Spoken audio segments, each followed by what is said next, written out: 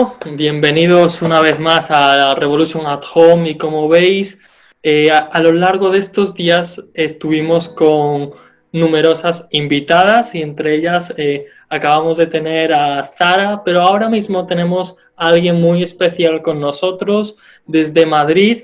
Tenemos a una gran amiga de Revolution y de nosotros y su nombre es Rebeca del Val, ella es pastora allá en Alcalá de Henares. Y nada, se va a someter a unas preguntas que le vamos a hacer y tiene que contestar con la máxima sinceridad posible y así. Y también estoy como en la anterior ocasión con Claudia y nada, damos paso a las preguntas. Hola. Carlos mencionó anteriormente de que tú eras pastor allá en Madrid. Así que me gustaría saber cómo fue tu llamado en sí y cómo supiste que tu llamado era pastorear y no en cualquier otro ministerio. Bueno, la verdad que es una pregunta que podríamos pasarnos mucho tiempo explicando toda esa evolución o todo ese proceso, pero voy a intentar resumirlo lo mejor posible. Lo primero que sentí cuando empecé a tener de alguna manera un encuentro con Dios o consciencia con Dios, siempre desde muy joven, sí recuerdo que había un fuego por el Señor. Había una pasión en mí, algo en el corazón que era muy fuerte. Aunque hacía lo que quería después, ¿no? Pero verdaderamente siempre hubo una pasión muy fuerte por el Señor. Lo primero que sentí muy específicamente fue tener que ir al seminario a formarme, pero desde muy joven, en mi adolescencia. Aunque fue como con 20 años aproximadamente que Dios me dio un toque de atención muy claro para irme a preparar al seminario. Pero no le hice caso. Me resistí durante 7 años más. Bueno, Dios me hizo una encerrona ahí que ya os lo explicaré quizás en otro momento, pero entré en el seminario, a prepararme. Verdaderamente mi idea, fui por obligación del Espíritu Santo. Esto es un poco extraño, pero es la verdad. Y fui por obediencia, pero no fui con esa pasión y ese fervor. Todo fue cambiando ahí, ¿no? Y Dios fue un tiempo que tomó para trabajar con mi carácter y con lo más íntimo de mí. Pero en ese tiempo tampoco yo estaba pensando nunca en ser pastora, nunca quise ser pastora, ni se me pasaba por la cabeza ser pastora en absoluto, ¿no? Pero es curioso porque empezaron a ver antes otras personas el llamado o el ministerio que yo misma. Yo recuerdo estando en el seminario ya, bueno, como a lo mejor mi tercer año, mis compañeros, un poco de broma, pero en serio, ya me llamaban pastora, ¿no? Porque estaban viendo en mí algo que yo no veía, me veían pues unas características pastorales, ¿no? Y verdaderamente pues Dios fue encajando absolutamente todo. Nunca dije, hey, quiero ser pastora, sino que todo se fue produciendo de una manera completamente natural. Y bueno, pues sí empezó a haber una pasión en mí puesta por Dios. Quizás también de manera natural Dios también ya lo había puesto en mí, de cuidar, de amar a las personas, de tener pasión por la gente y bueno, pues Dios lo fue haciendo, ¿no? Y estamos en este camino ahora, en este llamado, en este ministerio precioso que Dios me ha confiado y bueno, seguimos en ese proceso de queriendo seguir siendo ese pastor, ¿no? Con ese corazón como Dios quiere y seguir ahí. No sé si te he contestado a la pregunta más o menos, he intentado resumir. Sí, Bueno, y como sabemos, y como se ha dicho al inicio de esta entrevista, bueno, eres pastora ya en Madrid y bueno, estamos viviendo en unos momentos complicados aquí en España y en todo el mundo a causa de la crisis sanitaria del COVID-19, así que un mensaje desde aquí: si estás saliendo y no es por una necesidad, quédate en tu casa por el bien tuyo y por el bien de todos. Pero queríamos preguntarte ¿cómo, cómo te está afectando a ti o cómo estás viviendo tú esta situación allí en Madrid?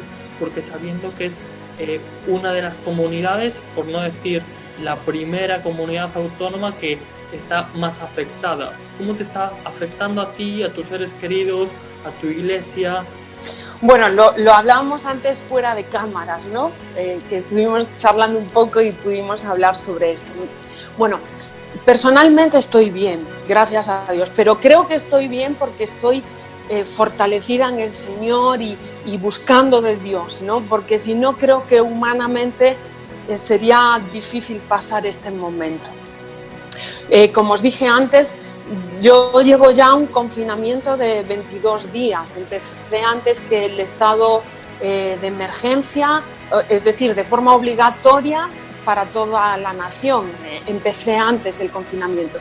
Y lo empecé antes precisamente porque esto estaba ya fatal, ¿no? Fijaos que estamos en el corredor de Henares, que es uno de los focos más fuertes en la Comunidad de Madrid con todo lo que está ocurriendo. Para daros un poco de datos y lo veamos un poco en datos, bueno, nuestro hospital, el Príncipe de Asturias, está completamente colapsado. Y el dato que tengo, pero ya estoy hablando de la semana pasada, que no lo he visto actualizado en estos días, pero el 25% de los sanitarios del hospital están contagiados también. Es decir, que aquí cada día es como una presión que estamos viviendo, pero no solamente yo, todos los pastores de la Fraternidad Centro. Cada momento estamos en constante comunicación porque hemos generado un tiempo en este estado de emergencia de 24 horas de oración ininterrumpida, porque en cada instante nos están llegando noticias de fulanito de tal está contagiado, está ingresado, le ha dado positivo el coronavirus, otros que han fallecido, ¿no? Y entonces es como, estamos viviendo como una presión, ¿no? Emocional, en todos los sentidos. Y a esto se le añade el tener que levantar nuestra iglesia hacia arriba en este momento, porque la gente, por ejemplo, en mi iglesia, gracias a Dios, que este es el milagro, porque que nadie de mi iglesia, ni yo misma, estemos contagiados es un milagro de Dios, porque además, justo cuando todo esto explotó tan fuerte aquí, nosotros habíamos estado en un evento en Torrejón, porque nosotros estamos a 10 minutos de Torrejón, y habíamos estado en un evento de todas las iglesias del corredor de Henares. ¿Os podéis imaginar? Y gracias a Dios ninguno fue infectado, ¿no? Y esto es un milagro. Pero sí es verdad que la gente que está alrededor, los compañeros de trabajo, los vecinos, la gente está cayendo como moscas, ¿no? Y perdonad la expresión, pero es la expresión que estamos utilizando aquí. Así que lo estamos viviendo. Número uno, fortalecidos en el Señor, porque justamente este domingo yo compartía con la iglesia en 1 Samuel capítulo 30, cuando David estaba pasando un momento tremendo y dice que David se fortaleció en el Señor su Dios, ¿no? Y estamos ahí, fortalecidos en el Señor y esperanzados y expectantes de lo que Dios va a hacer. Y mientras tanto, también queriendo abrir nuestros oídos a lo que el Espíritu Santo quiere decir en este tiempo y también activos en seguir comunicando el mensaje del Evangelio por redes sociales y de la manera que podamos, porque es un momento donde verdaderamente la gente está tremendamente abatida, está confinada en sus casas, esos picos de bajón, ese escenario que parece una película de terror, pero que verdaderamente no es una película, son las noticias y es lo que está pasando, ¿no? Así que gracias a Dios fortalecidos, pero a la vez siendo realistas con el escenario terrible que estamos viviendo. Pero es tiempo para nosotros de ser luz y de ser una voz profética en este tiempo difícil que está viviendo nuestra España y bueno, ya no solamente nuestra España, es una pandemia mundial, ¿no? La tierra, las naciones. Bueno, enlazando con la pregunta que hizo Carlos y lo último que mencionabas, ¿no? De ser la luz, ser luz, que la iglesia sea luz, ¿no? Ante toda esta situación de crisis, ¿cómo piensas que la iglesia podría ser luz para el mundo? Bueno, primeramente viviendo la palabra, ¿no? Porque si estamos comunicando un mensaje y nosotros estamos viviendo esto completamente esclavizados o sumidos con el miedo y con el pánico, yo creo que ese mensaje no va a ser creíble ni va a ser efectivo, ¿no? ¿Que vamos a tener miedo? Hay momentos que tenemos miedo.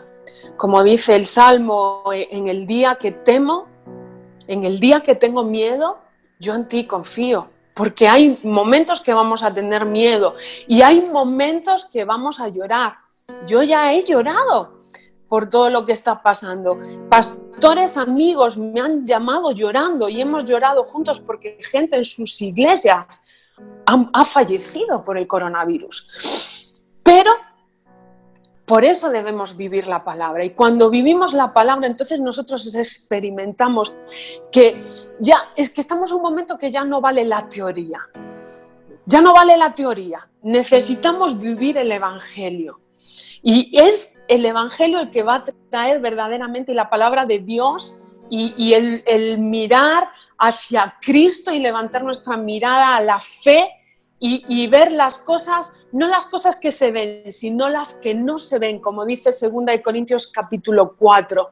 Eso es lo que nos va a dar la fortaleza para poder verdaderamente experimentar la paz y experimentar la fortaleza en el Señor. Y cuando esto ocurre, nosotros tenemos un mensaje con toda la autoridad que dar, porque nosotros podemos dar un mensaje de buenas noticias en medio de tantas malas noticias, un mensaje de esperanza a la gente. ¿Y de qué manera en este tiempo que estamos verdaderamente confinados en casa? Bueno, supongo que conocéis a Carlos Fumero. Carlos Fumero a las 8, cuando vamos todos a aplaudir a los sanitarios, él se pone su bafle, sus altavoces y su micro y él comparte el Evangelio y él pone canciones, ¿no? Cada uno está viendo la fórmula.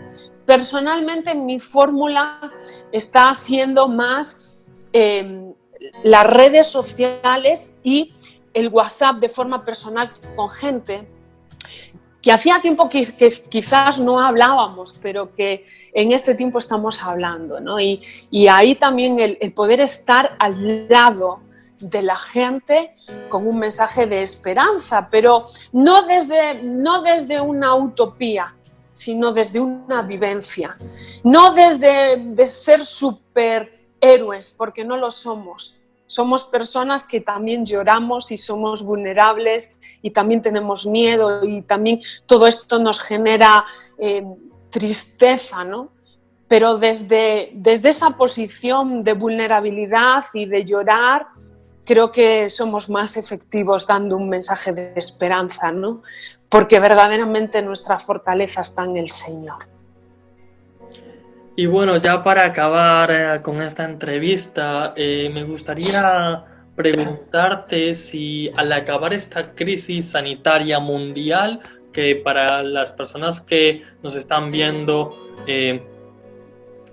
yo creo y creo que es lo que tenemos que creer todos, que esta crisis es corta en su tiempo, a lo mejor durará unos meses determinado, pero un día se va a acabar. Al acabar toda esta crisis, ¿cómo piensas que actuaría la Iglesia? ¿Haría siempre lo mismo? ¿Mejoraría cosas? ¿Se replantaría cosas? Bueno, yo espero y deseo que no volvamos a lo mismo.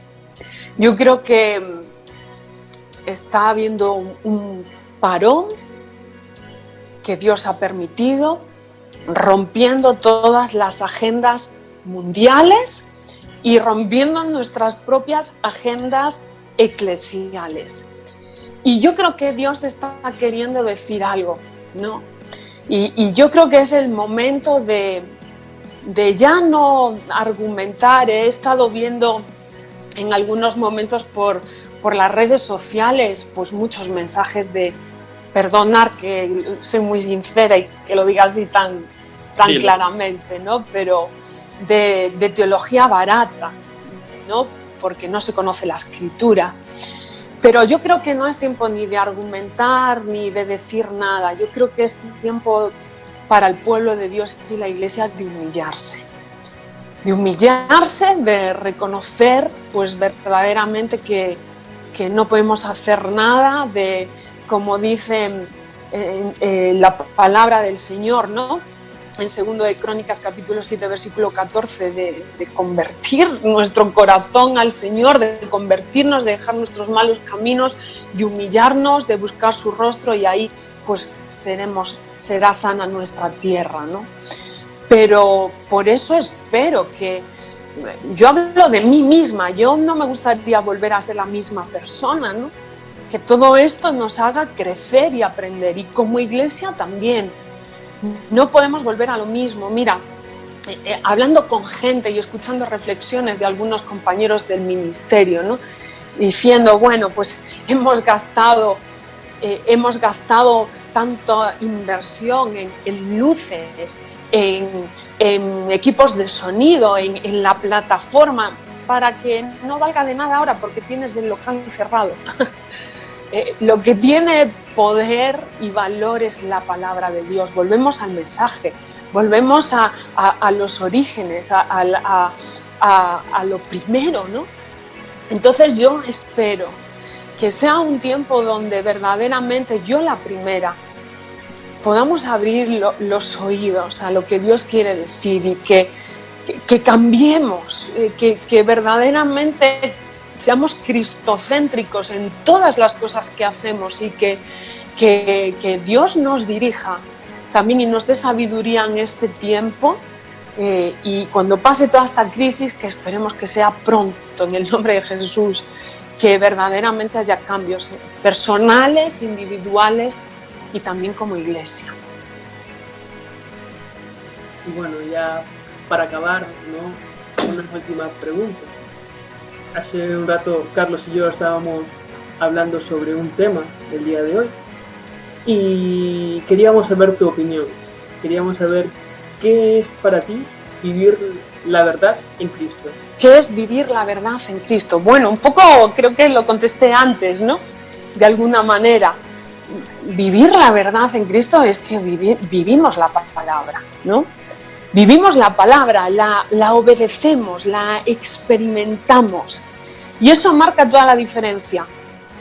Porque dejamos de ser religiosos a ser personas que viven en una libertad, en una relación con Cristo extraordinaria, ¿no? Bueno, estamos ya acabando, ya vamos a acabar con esta entrevista, y os quería decir que soltéis un like, un compartido, una suscripción, y seguimos en la próxima con más cosas, porque esto se va a acabar,